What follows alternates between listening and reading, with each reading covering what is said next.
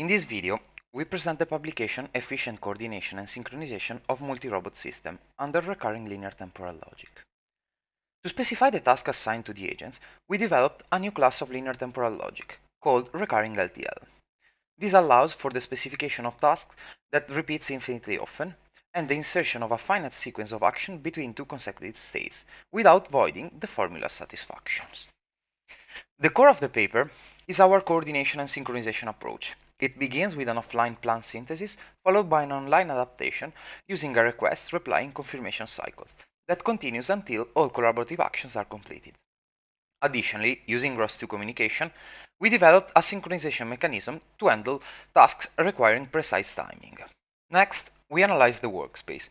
Instead of a classical grid structure, it uses a region of interest representation, where each agent knows only the region relevant for the available actions. Moreover, we can see the robots used in the experiment, the non-movement action they can perform, and their categorization. We tested our approach with a team of 9 robots, each assigned a recurring LTL task, some involving collaboration. Most actions simply require an agent to be in the correct region, while movement and collision avoidance are managed using a low-level controller. Now, we'll see the full experiment. The screen will highlight in red when a collaboration is established, and in green the effective starts, namely, once all agents involved are ready. Moreover, we can see the selection process of the assisting regions during the check connection collaboration. When the action is requested from C1, the assistive action is executed in C3. If requested from C2, it is executed in C4. Lastly, we will see the execution of other collaboration, like group for the turtlebots and load heavy for the roses. Then, we'll look at the plot that shows the action performed by the agent during the experiment. As we can see, all robots successfully satisfy the assigned formula, since the inclusion of assistive action does not hinder its fulfillment.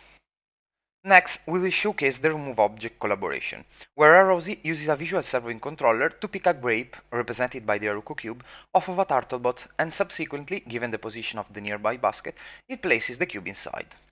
The action is used to simulate the process of unloading a robotic agent that brought the harvested grapes to the unloading region.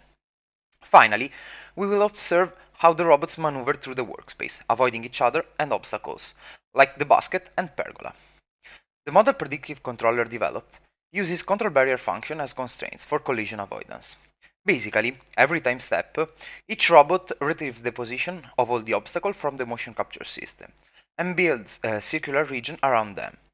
The constraints we enforce says that the circular region built around the robot must not intersect with any of the region around the obstacle. Thank you for watching. If you have any question, feel free to email us.